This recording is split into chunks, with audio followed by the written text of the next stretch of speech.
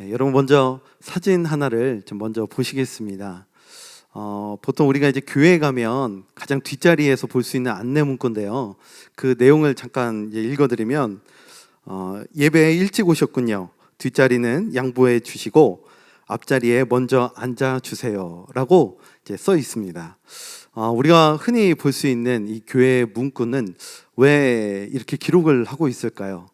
자, 그 이유는 바로 우리가 앞자리에 가야만 다른 누군가에게 뒷자리를 양보하고 내가 앞자리에서만 누릴 수 있는 은혜의 풍요로움이 그 자리 가운데 있기 때문입니다. 물론 목회자의 어떤 치매 풍요로움도 경험해 볼 수 있겠지만 이 자리에서만, 이 앞에 자리에서만 누릴 수 있는 풍요로움이 있기 때문에 많은 교회에서는 뒷자리를 다른 분께 양보하고 앞으로 앉아주시기 바랍니다 라고 이렇게 안내를 하고 있는데요, 오늘 본문에도 보면은 양보에 대한 내용이 나오고 있는 것을 보게 됩니다. 여러분, 양보는요 모든 분쟁을 종식시킬 수 있는 힘이 있고 또 조화를 이루는 힘이 있습니다. 그리고 뿐만 아니라 그 양보의 자리에서만 느낄 수 있는 마음이 있는데요, 전에 어떤 목사님이 했던 간증을 제가 들은 적이 있습니다. 미국의 한 지역에 두 교회가 있었는데요, 그 두 교회 모두 건축을 준비하고 있었다 그래요. 근데 그러다가 좋은 땅을 한 교회가 찾게 됐는데 하나님이 우리에게 이 땅을 인도하셨구나라고 생각하고 기뻐했답니다. 근데 문제는 뭐냐면 또 다른 교회도 그 땅을 보고 있었다라는 거예요. 아마 다른 교회도 이렇게 생각했겠죠. 하나님께서 우리에게 이 땅을 인도해 주시지 않았을까 이제 생각을 했던 겁니다. 두 교회 모두 똑같은 땅을 원하니까 난처해진 건 땅의 주인이겠죠. 그래서 어쩔 수 없이 땅 주인이 두 교회 목사님을 모셔다가 이렇게 얘기를 했다 그럽니다. 목사님, 저도 교회를 다니는데 두 교회 모두 이 땅을 원하시니까 참 난처롭습니다. 그래서 제가 생각을 해봤는데 저는 돈을 많이 주는 쪽에 이 땅을 팔고 싶지는 않습니다. 그러니 두 교회가 서로 상의를 하셔서 어느 교회가 이 땅을 살 것인지를 정하신 뒤에 저에게 말씀해 주시면 저는 그 교회에 이 땅을 팔겠습니다 라고 얘기를 했다고 합니다. 그때부터 각 교회에서 이제 회의를 하기 시작을 했겠죠. 하지만 두 교회가 합의점을 찾기 위해서 이렇게 모이는 때마다 서로 감정만 상하고 합의점을 찾지 못했다라는 겁니다. 그러다가 결국 한쪽 교회 목사님이 교회 리더분들을 모셔놓고 설득을 하기 시작했다고 합니다. 이 땅을 우리 교회에서 포기했으면 좋겠습니다. 그리고 이 땅을 저 교회에 양보했으면 좋겠습니다 라고 설득을 했다고 합니다. 그렇게 결국 다른 교회에서 이 땅을 이제 구입을 하였고 아름답게 성전을 건축을 했다 그럽니다. 근데 문제는 그 땅을 얻지 못한 이제 목사님에게 그 교회에서는 무능함이라는 이유로 사임을 하게 했다라는 겁니다. 여러분, 만약 우리 교회에서도 이런 일이 일어나게 된다면 어떻게 하시겠습니까? 이 이야기의 결론은 우리가 오늘 말씀을 마무리할 때 한 번 더 나눠보도록 하겠습니다. 오늘 말씀은 아브라함과 조카 롯과 또 땅에 대한 이야기입니다. 아브라함은 지금 하나님의 인도하심을 따라서 가나안 땅에 왔습니다. 근데 기근이 오게 되었다라는 거죠. 굉장히 이상한 일입니다. 약속을 따랐으면 기근이 있다가도 없어져야 하는데 오히려 극심한 기근이 왔다라는 겁니다. 우리가 이 아브라함의 이야기를 통해서 보게 되는 것이 있죠. 하나님의 인도하신 가운데 기근이 왔다면 그 기근 안에서만 만날 수 있는 하나님의 은혜가 있다라는 겁니다. 그렇게 결국 아브라함의 어떤 선택 가운데 하나님이 개입하셨고 또 아내를 되찾아서 다시 가나안 땅으로 오게 된 아브라함을 우리가 지난 시간에 볼 수 있었습니다. 자, 그렇게 어렵게 다시 가나안 땅에 오게 된 아브라함에게 오늘 본문을 보니까 또 다른 문제가 그에게 찾아오게 된 것을 보게 됩니다. 이번에는 조카 롯과의 갈등 문제였는데요. 자, 5절부터 한번 보실까요? 아브라함의 일행 롯도 양과 소와 장막이 있으므로 그 땅이 그들이 동거하기에 넉넉하지 못하였으니 이는 그들의 소유가 많아서 동거할 수 없었음이니라. 그러므로 아브라함의 가축의 목자와 롯의 가축의 목자가 서로 다투고 또 가나안 사람과 브리스 사람도 그 땅에 거주하였는지라. 여러분, 롯이 아브라함과 함께 거주한 지는 사실 굉장히 오래됐습니다. 우루에서부터 함께 했으니까 사실 굉장히 오래됐겠죠. 근데 그때만 해도 서로 문제가 없었는데 갑자기 언제부턴가 이 둘에게 갈등이 시작이 됐다라는 겁니다. 그럼 언제부터 갈등이 시작됐나요? 애굽을 떠난 뒤에 이 두 사람에게 큰 재산이 주어지게 되자 갈등이 생겼다라고 말을 하고 있습니다. 여러분, 우리가 살면서 늘 소원하는 것 중에 하나가 바로 부유함입니다. 하나님, 저에게 부유함을 좀 허락해 주세요. 하나님, 우리 자녀에게 부유함을 허락해 주세요 라고 우리는 사실 늘 이렇게 기도합니다. 근데 여러분, 오늘 말씀을 보니까 우리가 부유함을 구하는 것도 중요하지만 그 전에 먼저 우리가 중요하게 생각해야 될 것이 있다는 것을 깨닫게 됩니다. 지금 이 두 사람에게는요, 생각지도 못한 부유함, 엄청난 부가 생기게 되었는데 사실 우리가 생각할 때는 굉장히 행복할 것 같지 않습니까? 그런데 문제는 그 즉시 그들에게 갈등이 일어나게 되었다라는 겁니다. 우리는요, 재산이 많아지면, 그리고 부유함이 우리에게 생기면 더 이상 우리에게 욕심이 생기지 않을 거라고 우리는 생각을 합니다. 늘 우리에게 넉넉한 마음이 생겨질 것 같고 또 늘 상대방을 양보하고 여유롭게 살게 될 것이다 라고 우리는 생각을 합니다. 그런데 오늘 롯의 모습을 보니까요, 믿음의 여정을 떠난 이들에게도 부유함이 생기게 되고 또 그 가운데 욕심이라는 것이 생기게 되니까 그로 인해 갈등이 일어나고 위기가 생겨나고 있다는 것을 보게 됩니다. 여러분, 롯은요, 아브라함의 조카입니다. 사실 갈등을 빚을 정도로 이렇게 먼 관계는 아니에요. 여러분, 조카라는 말이 어디에서 온 말이죠? 원래 조카라는 말은요, 한자로 발족자의 아래 하자, 그러니까 발 아래 사람이라는 겁니다.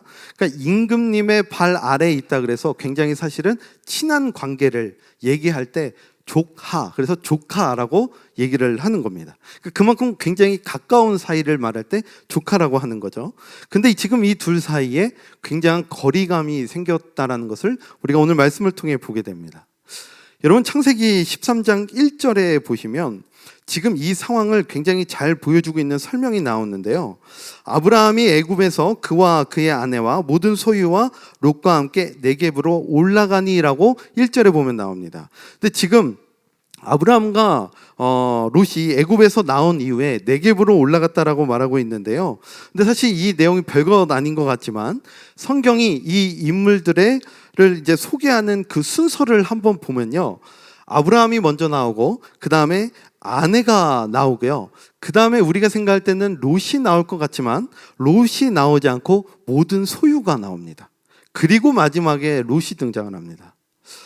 여러분, 성경에서 이렇게 뭔가를 나열할 때 그 순서가 굉장히 중요할 때가 있는데요, 지금 성경은 아브라함과 롯 사이에 재산, 소유를 배치해 둠으로써 지금 아브라함과 롯 사이에 재산을 두고 지금 굉장한 거리감이 생겼구나, 지금 13장이 시작되면서 이 배경을 갖고 이 이야기가 시작되고 있구나라는 것을 성경은 우리에게 먼저 이 말씀을 통해서 설명해 주고 있는 겁니다. 여러분, 우리에게 왜 이들의 믿음의 여정을 보는 것이 왜 우리에게 중요할까요? 우리의 여정에도요, 어느 순간 욕심이 생기게 되면 아무리 가까운 사이라 할지라도 그것이 갈등을 일으키고 분쟁을 일으킬 수 있다는 것을 오늘 성경은 우리에게 보여주고자 함인 겁니다. 욕심이라는 것이 얼마나 우리에게 무서운 것인지를 잘 보여주고 있는 것이죠. 그 관계가 아무리 가깝다 할지라도, 남편과 아내 사이라 할지라도, 부모와 자녀 사이라 할지라도, 그 관계가 아무리 가깝다 할지라도 우리 안에 옛 습관, 옛 기질, 옛 모습이 나타나고 우리 안에 욕심이 생기게 되면 갈등이 일어나게 된다라는 것을 오늘 성경은 우리에게 잘 보여주고 있다라는 것이죠. 여러분, 아담과 하와도 한번 생각해 보세요. 얼마나 사실 가까운 관계입니까? 근데 그 가운데 뱀으로 인해서 욕심이 생기게 되니까 그 사이가 굉장히 멀어지게 됐죠. 여러분, 이것은요, 교회 안에서도요, 충분히 일어날 수 있는 문제입니다. 제가 전에 있던 교회에서 처음 전도사 사역을 했던 교회가 있었습니다. 그 당시 제가 이제 청소년부를 맡았었는데요, 그 교회는 교회 학교가 여러 부서로 나뉘어져 있었습니다. 그래서 유치부, 유년부, 초등부, 청소년부 이렇게 여러 부서로 나뉘어져 있었는데요, 그 말은 즉 어떻게 또 우리가 생각해 볼 수 있냐면 각 부서별로 교사가 다 따로 있다라는 거죠. 유치부 교사가 따로 있고 유년부 교사 따로 있고 초등부 교사가 따로 있고요. 근데 한 번은 교사 모임을 하는 시간이었는데 사람들의 목소리가 굉장히 커지는 겁니다. 그래서 그 이유가 뭔가 하고 봤더니 유년부는 1년 예산이 예를 들어서 500만 원인데 왜 우리 초등부는 1년 예산이 400만 원밖에 안 되느냐라는 겁니다. 반대로 유년부는 연말 어떤 연합 행사를 하면은 유년부 교사들은 다 잘 참여하는데 왜 초등부 교사들은 왜 많이 이렇게 빠지냐는 거예요. 그러니까 유년부 교사들만 항상 일한다라는 거죠. 그래서 항상 연합으로 모이면 목소리가 커지고 또 갈등이 일어나서 늘 교육 목사님과 또 교육위원장 부장님이 가운데서 중재하시느라고 굉장히 애를 쓰셨던 그 경험이 있습니다. 여러분, 우리 모습은 어떤가요? 우리가 믿음의 여정을 살아간다고 고백하고 우리가 신앙의 이 여정을 살아간다고 고백하지만 우리 안에 혹시 이런 모습이 있진 않습니까? 어쩌면 우리 가운데 이 아브라함의 목자와 롯의 목자의 모습이 우리의 모습일 수 있다라는 것을 오늘 성경은 우리에게 잘 보여주고 있는 겁니다. 근데 여러분, 여기 7절을 말씀해 보니까요, 우리가 놓치기 쉬운 표현이 하나 더 등장하는 것을 보게 되는데요. 자, 7절 마지막 부분을 보시면 또 가나안 사람과 브리스 사람도 그 땅에 거주하였는지라 라고 말하고 있습니다. 여러분, 성경이 왜 이것을 우리에게 설명해 주고 있을까요? 우리가 그 이유를 두 가지로 생각해 볼 수가 있을 것 같아요. 하나는 환경적으로 그 땅에 가나안 사람과 브리스 사람들이 살고 있기 때문에 굉장히 비좁았다라는 것을 설명해 주고자 함일 거고요. 그리고 또 하나는 무엇이냐? 믿음의 사람들이 지금 갈등하고 있는 가운데 가나안과 브리스 사람들, 즉 세상 사람들이 그것을 보고 있다라는 것으로 생각해 볼 수 있다라는 겁니다. 우리가 그렇게 생각해 보니까 정신이 번쩍 들지 않나요? 우리가 전도할 때 보면요, 세상 사람들은요, 우리 교회의 어떤 이야기를 사실 관심 갖는 것 같지 않습니다. 근데 막상 그들은요, 우리 교회가 어떻게 행동하는지, 또 우리가 무슨 일을 하는지 늘 지켜보고 있고 관찰하고 있다라는 거예요. 근데 우리 모습 가운데는 믿음의 여정을 걷는다 하지만 우리 안에 있는 어떤 욕심으로 인해서, 우리 안에 있는 어떤 쾌락과 어떤 마음의 자존심 때문에 이 자의 기질로 인해서 갈등을 일으키는 일이 우리 가운데 일어날 수 있다라는 것을 우리가 생각해 볼 수 있다라는 겁니다. 그래서 우리는 오늘 말씀을 보면서 우리의 모습을 돌아봐야 합니다. 그리고 그 가운데 우리 모습을 회개해야 합니다. 그러면 이런 갈등 속에서 우리는 이 문제를 어떻게 풀어나가야 될까요? 먼저 우리가 생각해 봐야 할 것이 있는데요.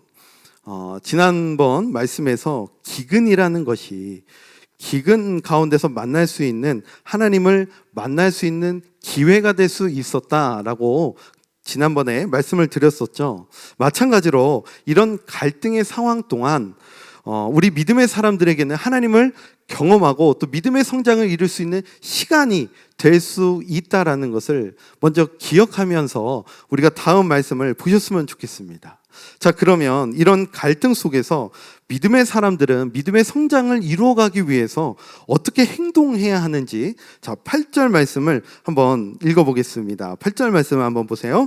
아브라함이 롯에게 이르되 우리는 한 친족이라 나나 너나 내 목자나 서로 다투게 하지 말자. 자, 갈등 속에서 하나님의 은혜를 경험한 믿음의 사람의 모습은 어떤 모습일까요? 자, 졸리시니까 한번 다 같이 한번 따라해 보실까요? 먼저 다가가는 것입니다. 여러분, 오늘 말씀을 보니까요, 이 갈등의 문제를 경험하고 있는 이 상황 가운데 아브라함은요, 그 갈등을 그냥 두고만 보지 않습니다. 먼저 다가가고 있습니다. 아마 롯은요, 반대로 이렇게 했을 것 같아요. 롯이 자기의 목자들을 이렇게 불러놓고 이렇게 아마 얘기했을 것 같아요. 얘들아, 우리 지금 삼촌인 아브라함에게 절대 밀려서는 안 돼. 우리 여기서 밀리면 다 끝장이야. 아마 이렇게 얘기했을 수 있었을 것 같아요. 근데 아브라함은요, 지금 전혀 다른 선택을 하고 있습니다. 논리 원칙대로 행동하는 것이 아니라 먼저 다가가고 있습니다. 자, 그리고 나서 9절에서 아브라함은요, 이렇게 말을 하고 있어요. 자, 9절 한번 보실까요? 내 앞에 온 땅이 있지 아니하니 나를 떠나가라. 내가 좌하면 나는 우하고 내가 우하면 나는 좌하리라. 자, 유명한 말씀이시죠. 여러분, 그 다음으로 믿음의 사람이 이 갈등의 상황 속에서 하나님의 은혜를 경험할 수 있는 믿음의 선택, 그 두 번째는 어떤 것이냐면 바로 내가 주장할 수 있는 권리, 어떤 기득권을 내려놓고 포기하는 것이다 라는 겁니다. 여러분, 유복민에게 있어서 생명과 같은 것은 목초지와 물입니다. 목초지와 물이 없으면 살 수가 없습니다. 근데 지금 아브라함은요, 그것을 먼저 선택하고 있지 않아요. 그러면 아브라함은 어떻게 그럴 수 있었을까요? 아브라함은요, 아마도 이미 애굽 사건을 통해서 깨달았었던 것 같습니다. 아, 하나님의 축복은 환경에서 오는 것이 아니구나. 아무리 그 땅이 화려해 보인다 할지라도 하나님이 축복하지 않으시면 그 땅은 내가 가야 할 땅이 아니구나라는 것을 아마 앞에서 경험했기 때문에 그것을 잘 알았던 것 같습니다.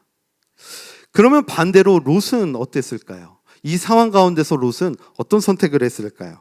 자, 10절을 한번 보세요. 자, 10절 말씀 우리 함께 한번 읽어보겠습니다. 시작. 이에 롯이 눈을 들어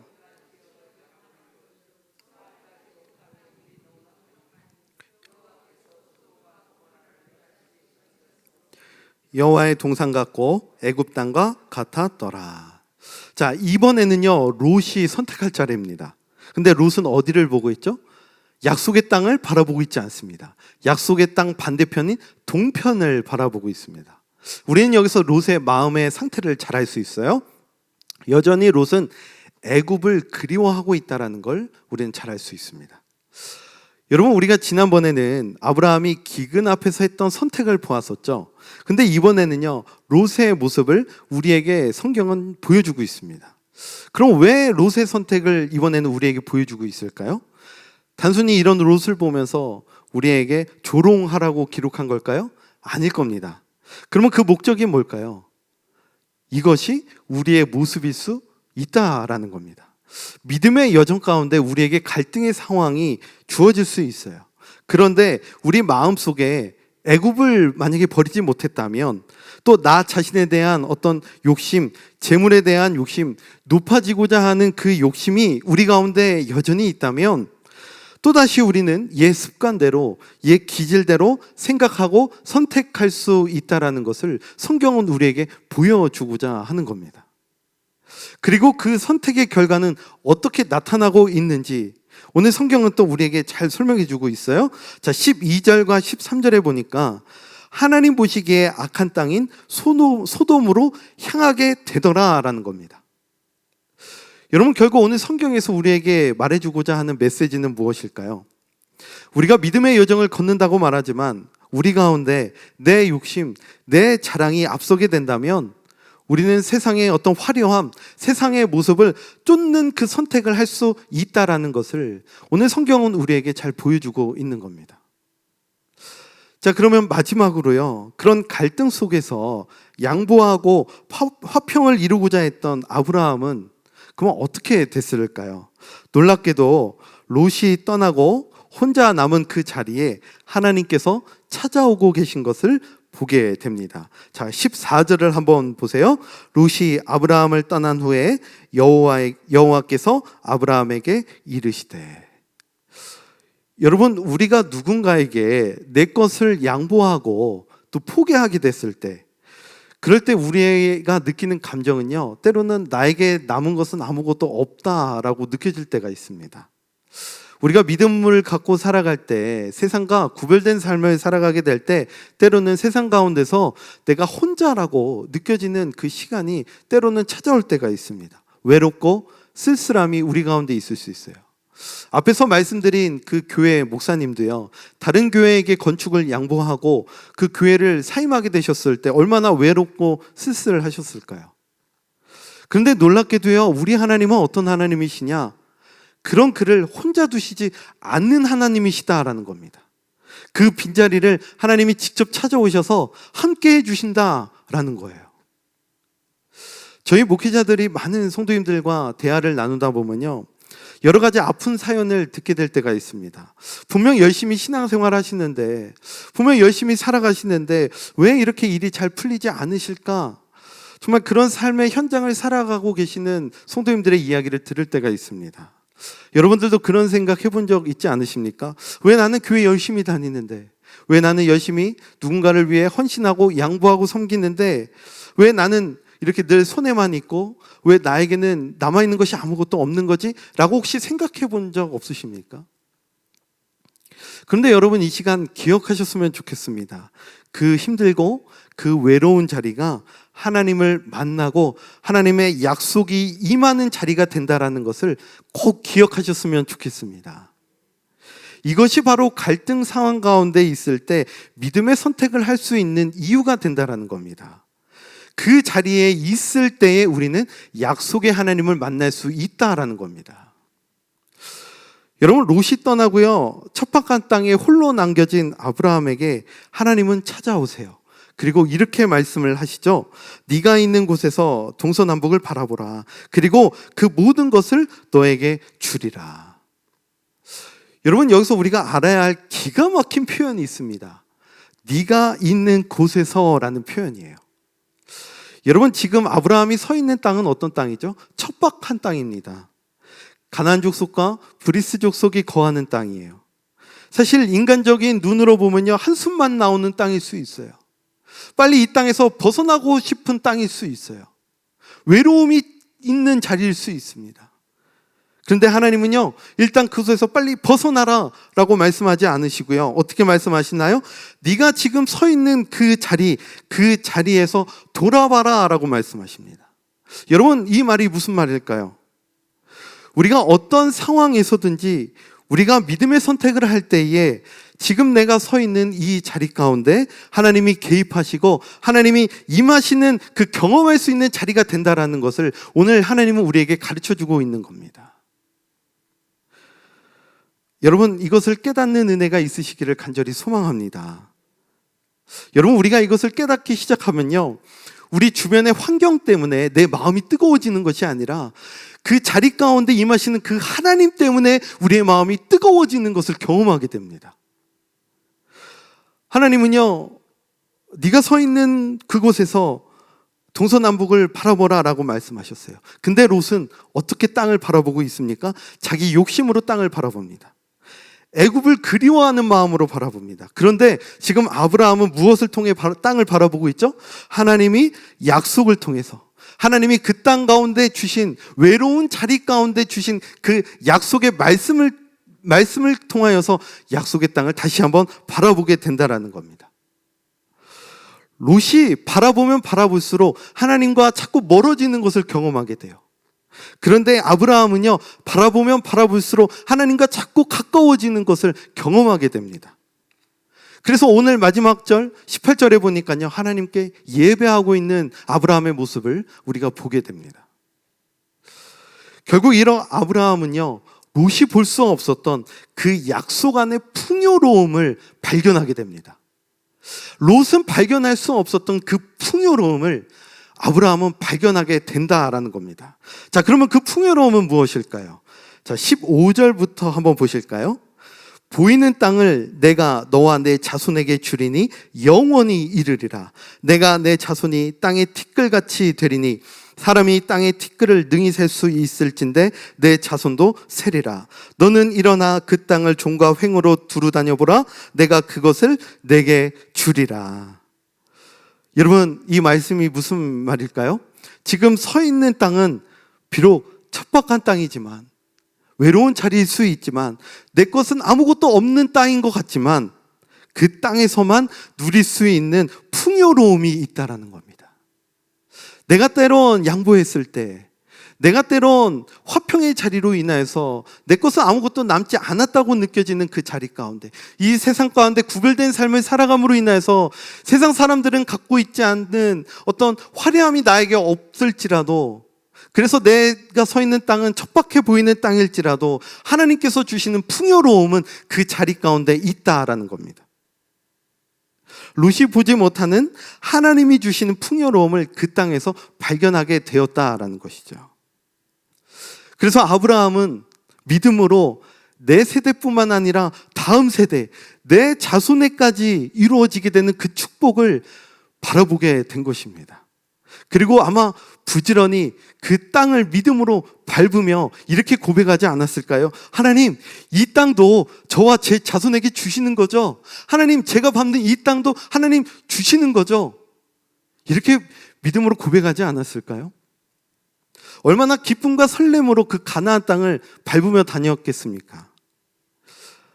그 땅에서 역사하시고 임하실 그 하나님을 그 자리 가운데 만나게 되니까, 그 풍요의 하나님을 만나게 되니까 그 자리 가운데 마음의 뜨거워짐을 경험하게 된 아브라함을 우리는 오늘 말씀을 통해서 발견하게 됩니다.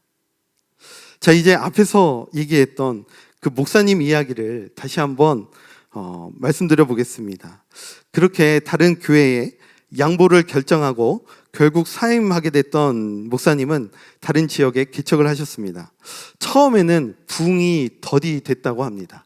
그런데도 여전히 자신이 한 결정은 후회하지 않는다라고 말씀하셨다는 겁니다.